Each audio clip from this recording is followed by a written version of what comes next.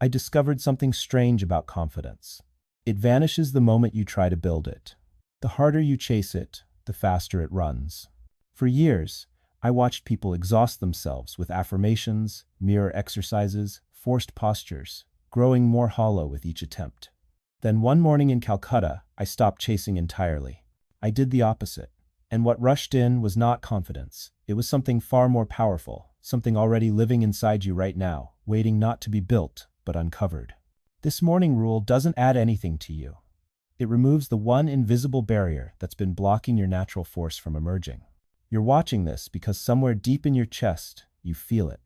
That exhaustion, that quiet desperation of trying so hard to feel ready, to feel worthy, to feel like enough. And every morning you wake up and the first thing you do, before your feet even touch the ground, is check. You check how you feel. You scan your body for evidence of readiness. You ask yourself silently, am I confident today? Do I have what it takes? And in that single moment, in that innocent-seeming question, you have already lost the day. I want you to understand something that will sound strange at first. You don't lack confidence. You have never lacked confidence. What you lack is the understanding that confidence is not something you possess. It's not a coat you put on. It's not a feeling you manufacture through repetition and force. Confidence is what remains when you stop asking whether you have it. It is the natural state of a human being who has forgotten to be afraid of themselves. And every single morning, you are teaching yourself to be afraid. Not of the world, of you, of your own supposed inadequacy. Let me take you back to a morning that changed everything for me. Not because something extraordinary happened, but because nothing did. And in that nothing, I found everything. It was Calcutta, early summer, the kind of heat that makes the air itself feel heavy and alive. I had a speech to deliver that day to hundreds of people. Important people, people whose judgment mattered, or so I thought. And I woke up that morning the way I had woken up 1,000 mornings before, with that familiar tightness in my chest, that voice asking, "Are you ready? Do you know what you'll say? What if you stumble? What if they see through you?" I lay there in bed, and I could feel myself beginning the ritual, the mental rehearsal, the scanning. I was practicing being confident, you see. I was trying to feel my way into readiness, and the more I practiced, the more hollow it felt. The more I rehearsed, the more false I became. I was building a performance, not presence. I was constructing a version of myself I thought they needed to see, and with every imagined gesture, every planned word, I was moving further away from the simple, raw truth of who I actually was in that moment. And then something in me just stopped, not out of wisdom, not out of some grand spiritual realization. I stopped out of pure exhaustion. I was tired, tired of the performance, tired of the trying, tired of waking up every day and immediately going to war with myself. So I did something I had never done before. I simply got up. I didn't check how I felt. I didn't rehearse. I didn't scan my body for confidence or prepare my mind for battle. I just placed my feet on the floor. I felt the cool wood against my skin. I stood. I walked to the window. I looked out at the morning, and I let myself be exactly as I was. No addition, no subtraction, no judgment. What happened next was subtle. No lightning bolt. No divine choir. Just a softness. A kind of inner permissiveness I hadn't known I was withholding. I found myself thinking about my students, the ones who come to me with their shoulders up around their ears, their jaws tight, their eyes scanning for the next threat. They ask me, how do I find peace? How do I stop this constant vigilance? And I tell them what I'm telling you now. Peace is not something you achieve through perfect discipline. It's not a trophy you win by meditating correctly, eating purely, thinking rightly. Peace is what remains when you stop treating yourself like a problem to be solved. You see, we have become so addicted to self-improvement that we cannot simply times be asterisk. We wake up and immediately begin the audit. Did I sleep well? No, must fix that. Am I anxious? Yes, must eliminate that. Am I productive enough? Present enough? Grateful enough? Enough. That word we wield like a weapon against ourselves. But here is what the Upanishads knew, what Buddha whispered, what every true teacher has tried desperately to convey. You are already whole. Not, you will be whole when. Not, you would be whole if. You times are times whole, right now, in this imperfect moment, with your doubts and your restlessness and your humanness. The wound is not that you are insufficient. The wound is that you believe you are. I remember my own guru telling me once, Vivekananda, you run toward enlightenment like a man fleeing a burning house. But what if the house isn't burning? What if it's just your fear telling you it is? I was insulted at the time. I thought he didn't understand my spiritual urgency, my noble desire for transformation. Now I understand he was offering me the greatest teaching. Stop running, not because you've arrived, but because there is nowhere to arrive times to asterisk. The divine is not waiting at the end of your meditation marathon. It's in the breath you're taking right now. It's in the frustration you feel. It's in the very restlessness that makes you seek. I spent years studying texts, practicing techniques, accumulating spiritual experiences like precious jewels. Each one, I thought, brought me closer. Closer to what? To God? To enlightenment? To some future moment when I would finally be worthy? Then one evening, sitting by the Ganges, exhausted from another day, times of intense practice, I watched a young mother bathing her child. She wasn't chanting mantras, she wasn't controlling her breath. She was simply present, completely, absolutely present with this small being, washing him with such tender attention that the whole universe seemed to pause. In that moment, I saw what all my striving had obscured. The sacred isn't hidden behind layers of practice. It's not locked away, requiring secret keys. It's times here asterisk, screaming for your attention in every ordinary moment you've been too busy transcending to notice. This is what your restlessness doesn't want you to know. You already have everything you're seeking, not metaphorically, not in potential. Actually, right now, in this moment, but the restless mind recoils from this truth. Too simple? It protests. There must be more. More practices, more knowledge, more transformation. Because if the journey is already complete, what happens to the seeker? What happens to this identity you've built around becoming better, higher, more evolved? The seeker must die. Not in some dramatic spiritual crisis, but in the quiet recognition that there was never anyone to seek and nothing to find. Just this eternal present, wearing temporary costumes, playing at seeking and finding, lost and found. Your spiritual restlessness is the last defense against this recognition. As long as you're seeking, you can avoid being. As long as there's somewhere to go, you don't have to be fully here. And being fully here, truly, completely here, is terrifying. Because here, in this moment, without the story of your spiritual journey, without the promise of future attainment, without the identity of the seeker, who are you? The ego is far cleverer than we imagine. When I walked the streets of Kolkata, I watched ascetics covered in ash, starving themselves, performing elaborate rituals. They believed they were destroying the ego through these practices. But I saw something else. The ego had simply changed its costume. It was no longer the ego of wealth or power. It had become the spiritual ego, the ego of renunciation itself. Look how little I eat. See how uncomfortable I can be. Notice how many hours I meditate.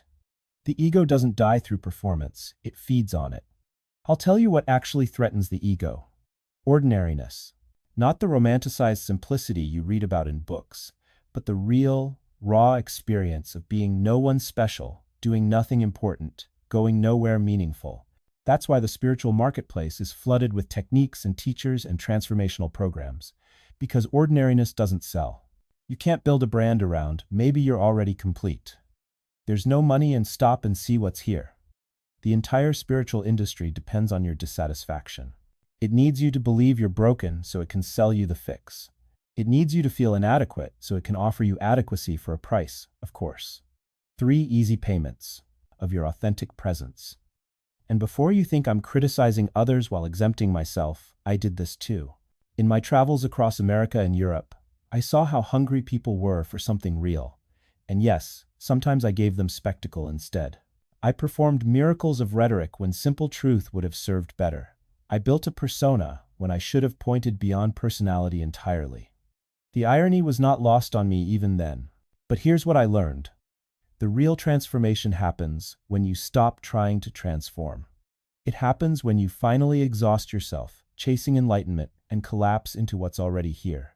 When the seeker becomes so tired of seeking that seeking itself drops away, not because you achieved the goal, but because you saw through the whole game.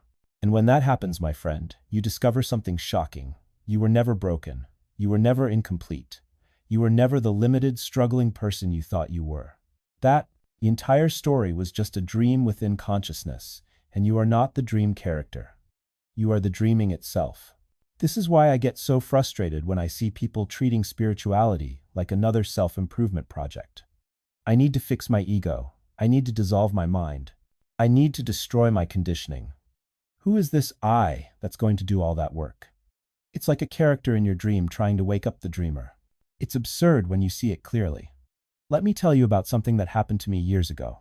I was sitting with a genuine master, not one of these modern teachers with their online courses and branded merchandise, but someone who had actually seen through the whole illusion. And I was asking him all my clever philosophical questions.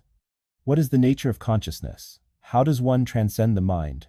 What practices lead to liberation? He listened patiently for about an hour. Then he looked at me with these incredibly penetrating eyes and said, "Who is asking these questions?" I opened my mouth to answer, and suddenly nothing, complete blank. Because I realized in that moment I had no idea who was asking. I could feel the body sitting there. I could hear thoughts happening. But when I tried to locate the actual questioner, there was nobody home. Just awareness, being aware. Questions arising in emptiness. The whole sense of being a separate person hunting for enlightenment collapsed right there. That's the real inquiry, isn't it? Not, how do I get enlightened? But who wants to get enlightened? Not, what is the path? But who is walking? When you actually investigate your direct experience right now, not theoretically, not philosophically, but actually look, can you find this me that supposedly needs spiritual transformation? Look right now. Where are you? Not the body that's just sensation appearing in awareness. Not the thoughts, those are just mental events you're observing. Not the emotions, those are just energy moving. So, where is this entity that owns all these experiences? Where is the you having your life? And suddenly you realize there is no location. There isn't a place where you lives, because the you you've been looking for, the owner, the permanent resident behind your eyes, is a phantom. Let me show you what I mean. Right now, as you listen to these words, thoughts are appearing.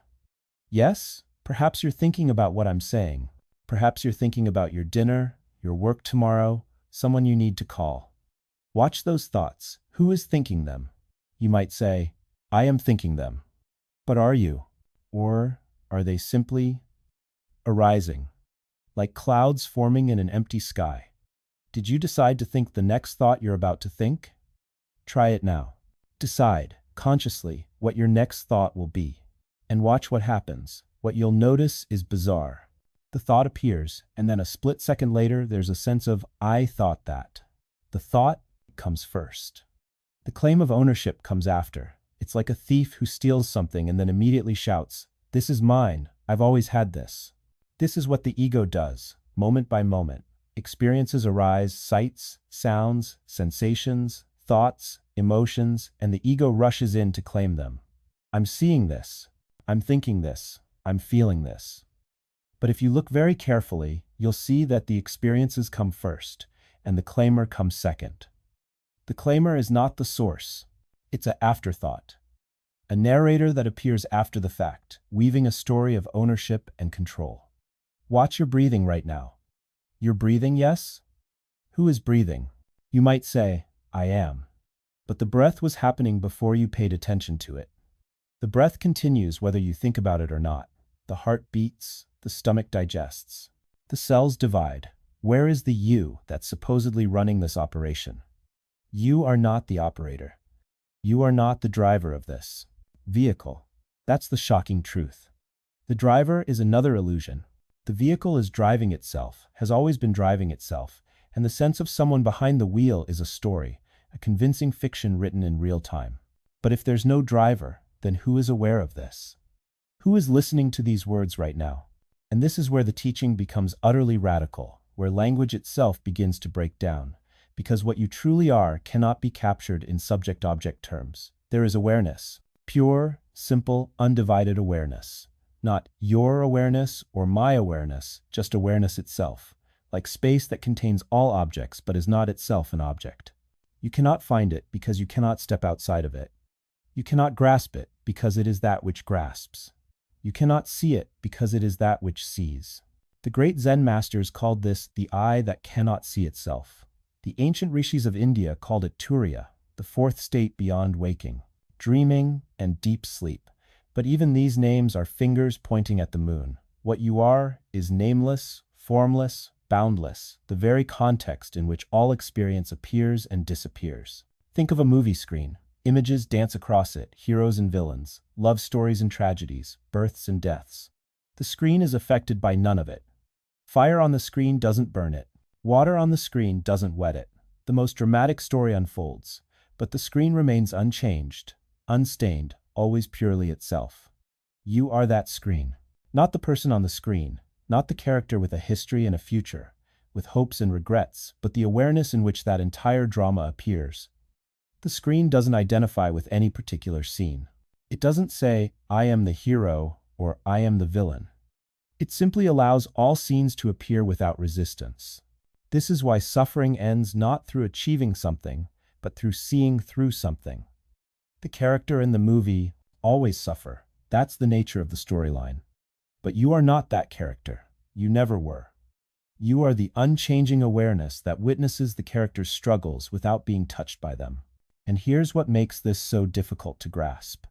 The mind, which is part of the movie, keeps trying to understand what is beyond the movie. It's like a wave trying to understand the ocean by examining other waves. The wave is already the ocean, there's nothing to understand, only something to recognize. The intellect becomes the greatest barrier when it becomes convinced it can figure out the infinite. I spent years in meditation, years studying scriptures, years debating philosophy, and do you know what finally shattered the illusion? Not more knowledge, not more practice. It was the sudden recognition that the one who was seeking was the very thing being sought.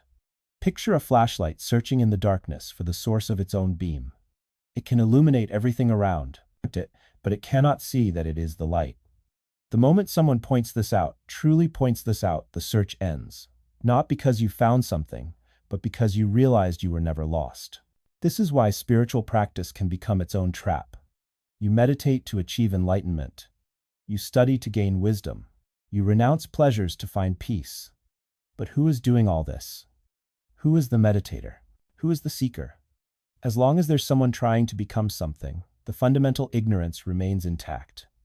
Let me be radically honest with you. You will never become enlightened. That statement shocks people. They've attended workshops, read books, followed gurus, all in pursuit of enlightenment. But the you that wants enlightenment is the very obstacle to recognizing what you already are. Enlightenment isn't an achievement of the ego. It's the recognition that the ego was never real in the first place. Think about deep sleep. Every night you enter a state where there's no body, no mind, no world, no problems. And yet, in the morning, you say, I slept peacefully. Who is this I that experienced the absence of experience? That I is Brahman pure consciousness, untouched by anything, always present even when everything else disappears. The tragedy is that we dismiss this daily evidence. We think deep sleep is unconsciousness, nothingness, a gap in experience. But it's actually the purest taste of our true nature that we get regularly. It's consciousness without content, existence without objects, peace without cause. Think about what you say after waking from deep, dreamless sleep. You say, I slept so well, I knew nothing. Notice the paradox here. Who is this I that knew nothing? If you were completely absent, who enjoyed the sleep? Who is reporting the experience now?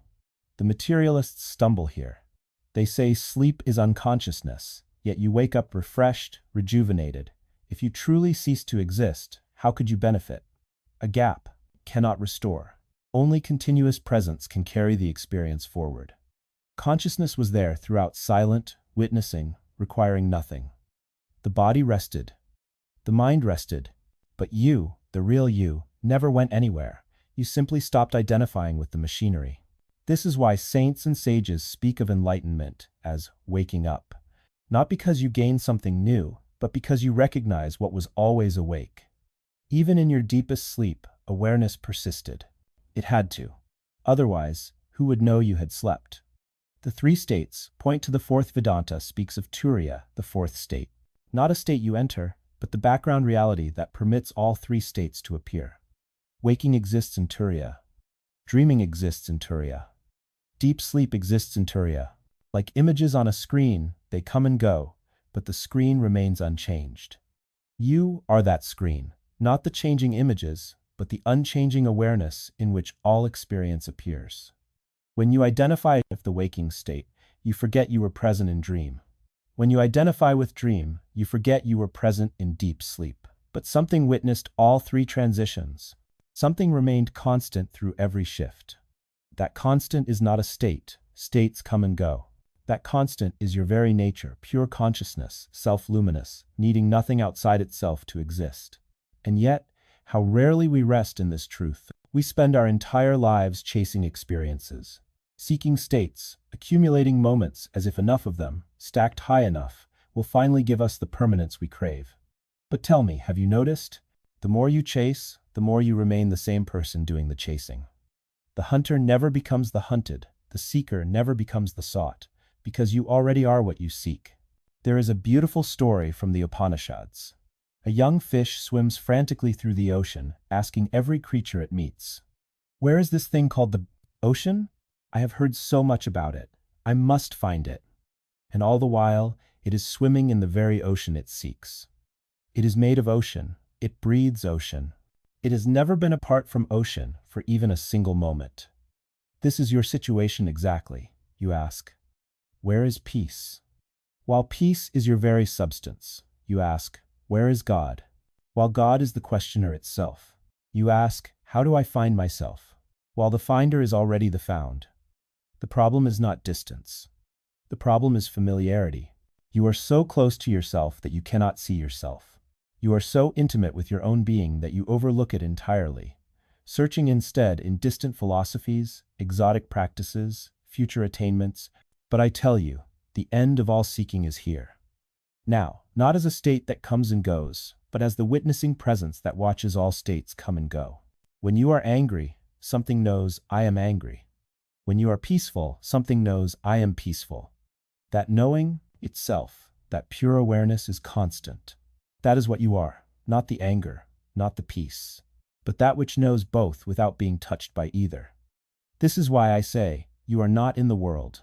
The world is in you. Your body is in you. Your thoughts are in you. Even your sense of being a person that too appears in you, the vast awareness that you are. And when you see this not intellectually, but directly, the whole search collapses, not into despair, but into laughter. The cosmic joke becomes clear. You were never bound. You were never broken.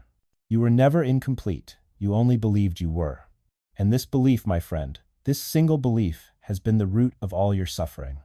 Consider for a moment the nature of water. When a river flows through a narrow canyon, it rushes violently, crashing against rocks, creating foam and turbulence. But place that same water in a vast lake, and it becomes still, peaceful, reflecting the sky perfectly. The water hasn't changed. Only the container has changed. Your consciousness is like this water. When you confine it within the narrow walls of, I am limited, I am weak, I am unworthy, it becomes turbulent. Your thoughts crash against each other. Your emotions become waves that threaten to drown you. But the moment you remove these artificial boundaries, the moment you recognize the vastness of what you truly are, the same consciousness becomes peaceful, powerful, infinite. I have walked among both the poorest and the wealthiest. I have seen beggars with more peace than kings. I have met scholars drowning in knowledge, yet starving for wisdom. And what separated them was not circumstance. It was recognition. The beggar who knows his divine nature sits in contentment, even in his poverty. The king who believes he is merely his crown and kingdom trembles at every threat to his throne. One has found everything by recognizing what was always within. The other has found nothing despite possessing the world. This is why I say to you, stop searching, stop striving, stop this endless hunger for something outside yourself to complete you. What you seek is seeking you. What you hunger for is the very thing doing the hungering. The eye cannot see itself, yet it is the source of all seeing. In the same way, you cannot objectify your true self, yet it is the source of all your experiencing. This doesn't mean abandon your efforts. This doesn't mean become passive. No. Once you recognize your true nature, your actions become 100 times more powerful, But now they come from fullness, not from lack. Now they come from love, not from fear. Now they come from expression, not from desperation. The artist who paints because he fears being forgotten creates anxious art. The artist who paints because beauty must flow through him creates immortal art. Same hands, same canvas, but entirely different source.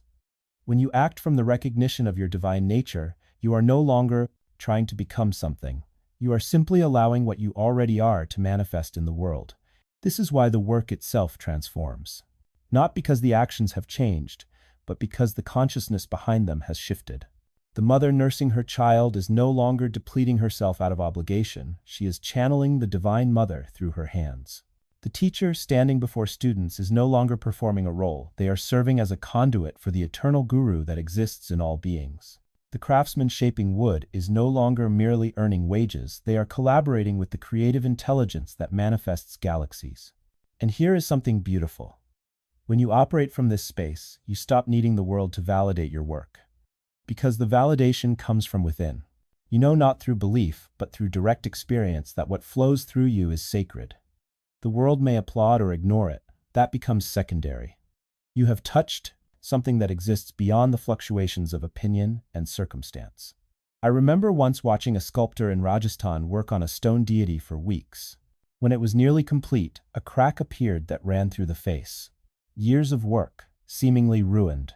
But he simply smiled and said, "Shiva has shown me this stone was not meant to become Shiva." And he began again, without resentment, without despair. That is karma yoga. Not attachment to outcomes, but complete presence in the act itself. This doesn't mean we become passive or indifferent. Quite the opposite. When you're no longer working to fill the void inside yourself, your work becomes more powerful, not less. Because it comes from wholeness, not lack. From abundance, not scarcity. It carries a different quality, one that others can feel, even if they cannot name it. And this is where your life becomes a teaching, though you may never stand before an audience. Your presence becomes the message. Your peace becomes the sermon. Your confidence, untethered from validation, becomes an invitation to others to discover the same within themselves. I have watched this transformation in those who walk this path. They stop explaining themselves. They stop justifying their choices. They stop seeking permission to exist as they are, not from arrogance, but from a profound understanding that their worth is not up for debate. It simply is. The external validation you once craved, it begins to feel hollow when it comes. Like drinking salt water to quench thirst. You realize that no amount of praise can satisfy what was never truly hunger, but a forgetting. A forgetting of your own completeness. And here is the beautiful paradox. When you stop performing for approval, people trust you more. When you stop manipulating for affection, love finds you more easily. When you release the desperate grip, life flows toward you with less resistance. Because desperation repels. Wholeness attracts. This is not strategy. This is truth. But let me be clear, this path is not passive. Internal validation does not mean withdrawal from the world or indifference to growth. You still create. You still serve. You still challenge yourself to become more than you were yesterday. The difference is in the fuel. You are no longer running from inadequacy. You are expanding from fullness. Your work becomes an expression, not a plea. Your relationships become connections, not contracts. Your life becomes an offering, not an audition. And when criticism comes as it will, you can receive it without collapsing. You can consider it without being consumed by it. Because the opinion of another, however sharp, cannot pierce what you know to be true about yourself. The arrow may fly, but it finds no target in a heart that is already whole.